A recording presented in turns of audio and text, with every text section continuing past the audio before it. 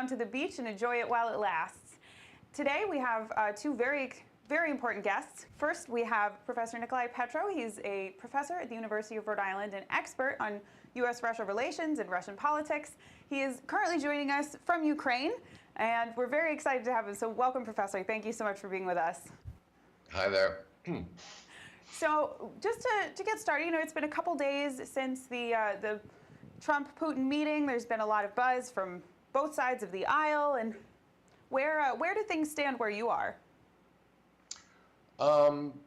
There's not that much obsession with the nature of American, the American debate. It's mainly here in Ukraine about, well, what did they say about Ukraine, which was very little apparently. So the current political leadership in Ukraine is rather disappointed about that, but they are in their own, getting ready for their own presidential campaign. They're going to have presidential elections next March, and people are already starting to attack each other on all sorts of issues, including foreign policy issues. So my main takeaway is that most of what is discussed in the United States, people around the world just really don't care. That seems to be a common theme lately. Well, I mean, there's so much inside baseball, essentially, if you will, which is another game that people don't play around the world. So, it's amusing, but after a while, there's not that much that you can take from that. Absolutely. And what were your thoughts? You have a kind of different perspective than most Americans. You weren't raised in the United States, and you've lived in both, so you have a very unique perspective, especially when it comes to U.S.-Russia relations. What were your initial thoughts after the summit? Like most analysts of Russia, I was struck by how different Trump's tone was from many of his predecessors. It was interesting and I think encouraging that he began by noting how much Russian-American relations had deteriorated and that he was going to try to change things. Well, obviously, if you're going to try to improve relations, you want to say good things about your partner so that they want to say good things about you. Definitely. And basically begin a dialogue, begin a relationship. It's just the beginning. And it's not even going to go anywhere if you start just yelling at each other. And I think it was President Putin who was in the subsequent interview to Fox News. He said, "Why would anybody travel all this distance just to yell at us, at each other?" So obviously that was not the thing to start doing. Besides, there's plenty of people in Washington to yell about all sorts of reasons. So I think it was very good, in fact, that they sat down, they talked to each other, they had private meetings, they had public meetings, and that's all for the best. Dialogue, I think, is good. And the key thing to remember about dialogue is the Greek origins of the word, dialogos, two voices. And in order to have a dialogue, two voices need to be heard. Definitely. So where do you think we are now? What do you think's next? There's been a lot of, President Trump's been taking a lot of flack because, he's walking back on what he said. He's kind of going back and forth of, well, I do support Putin, I don't support Putin. Where do you think will the next step be? Just this morning, as I'm sure you know, he announced he wants to have another meeting at some point with President Putin. So where do you think things stand? We're at the beginning of a process. We don't know how serious it can be and how much relations can improve. If relations are going to improve, they're not going to improve through the meeting of two people. What those two people do is they give marching orders to thousands of people under them. And those thousands of people in the bureaucracy, in the military, in the State Department, in the Treasury Department, all over the government have to take those orders and begin to improve relations and begin to do things that have so far they have been forbidden to do, which is to talk to their counterparts. So literally, relations will improve when the thousands of people on each side in government are allowed to talk to each other. And since the relationship has always been, the sanctions have prevented the American government from talking to the Russians, whereas the Russians have always said, let's talk.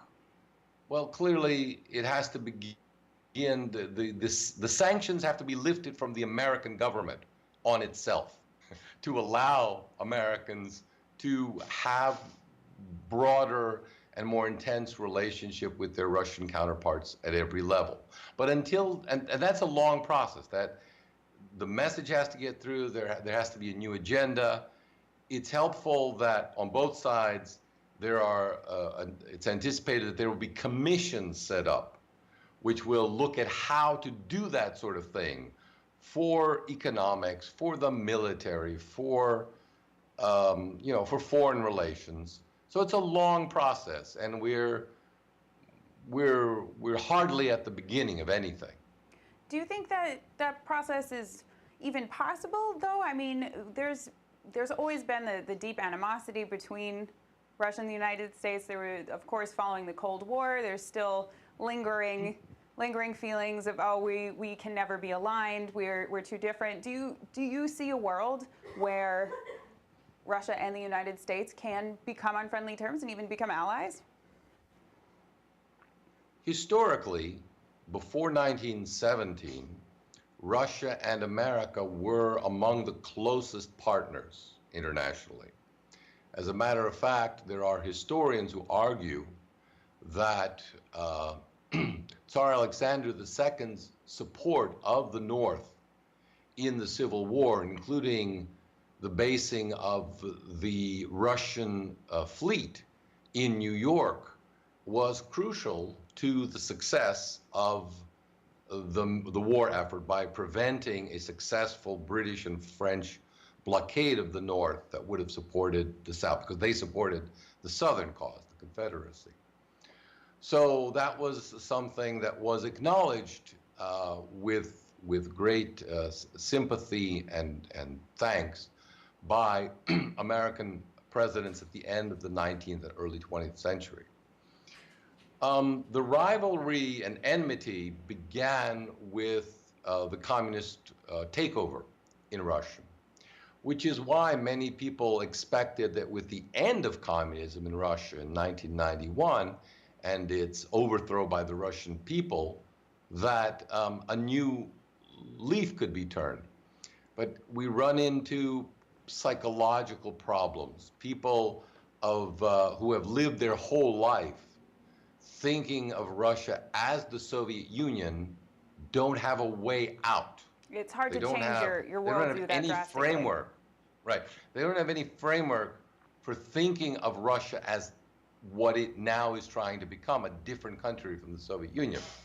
Young people, like you and I, of course, have an opportunity that that you're not as essentially as burdened by that. You can base things on what you see. And I think the example shown by what is the media portrayal, for example, of Russia, as contrasted to the real Russia that 2.5, 3 million people saw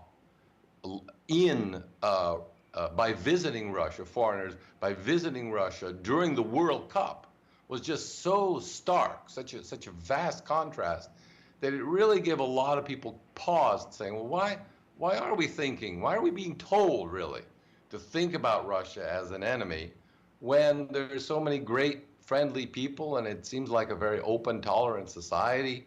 Why can't we be friendlier? So I think the more we have those kind of real-life personal exchanges, the more people will come to realize that very often news reports and governments have their own agenda, which may be rooted in politics of a different generation from what we're living in today. So as the next generation and the generation past that, as we move past the Cold War era, the Cold War mindset, you think we will inevitably rebuild that relationship? Right. I mean, it struck me. I did a little study once about it's been more than a quarter century since the collapse of the Soviet Union. The Communist Party is not a power at all and hasn't been for nearly as long as that. I did a study and it showed that all presidential candidates in the United States, and so it's a long campaign, and over this entire period, including the most recent one, every single one of them has made a slip of the tongue and referred to Russia as the Soviet Union, even though the country itself has not even existed for 25 years. That just shows you how deeply ingrained the mindset of Russia as a communist country is, when it has absolutely no basis in reality. That's true. I think a lot of people find the words interchangeable, even though it's not technically the name anymore, but a lot of people will think, oh, the Soviet Union, that's the same. And as it hasn't been for a generation. Yeah. And so you're currently in Ukraine. Just a few years ago, there was a whole lot of news surrounding Ukraine when Russia annexed part of it, the Crimea. Where does Ukraine stand now? Well, it's undergoing a difficult reform effort. The nature of that reform, the reforms that are being attempted by the government, are very controversial, because after the Maidan Revolution in 2014, the agenda of the government became breaking off all ties with Russia. And that's very difficult for Ukraine, not just for the obvious cultural, religious, linguistic reasons, but because Russia has always been, and until the government attempted it, it was Russia's largest trading partner. It was Russia's largest outlet. And the orientation of the current government has been to end that and to replace those ties with Europe. But the problem is that Europe is not willing to invest as much money in Ukraine as Russia has invested. Now, however, the situation is that Ukraine doesn't have the Western money and doesn't have the Western ties and connections that it was hoping to get in the last 4 or more years, and it has lost those to Russia. And one of the truisms that I constantly remind people of here is that there has to be a rethinking of this policy, because there is no example of a country in history that has been prosperous by making a larger, more powerful, and richer neighbor its enemy. That's definitely the truth, and we've seen the precedent now of annexation. And do you think it's a possibility that Russia would try to take over more of the country? I don't see that as very plausible. But if there would have been an attempt, the logical time to do it was when the armed forces were reeling, the Ukrainian armed forces were reeling, right at the beginning of 2014. Instead, Russia stepped back, as it did in Georgia, and said, our interests are in Crimea, which is a vital strategic asset for the Russian fleet, and we wish to support the Russian-speaking population in eastern Ukraine, because they are rebelling against the changes that they've seen take place in Kiev, and they want to arrange some sort of autonomy in Ukraine. But the rhetoric has now has since then, has basically remained the same, but remained in a frozen position, with Russia asking Ukraine, the government in Kiev, to negotiate with its own citizens in eastern Ukraine, whereas the government in Kiev says they're puppets of Russia, so we're not going to negotiate with them.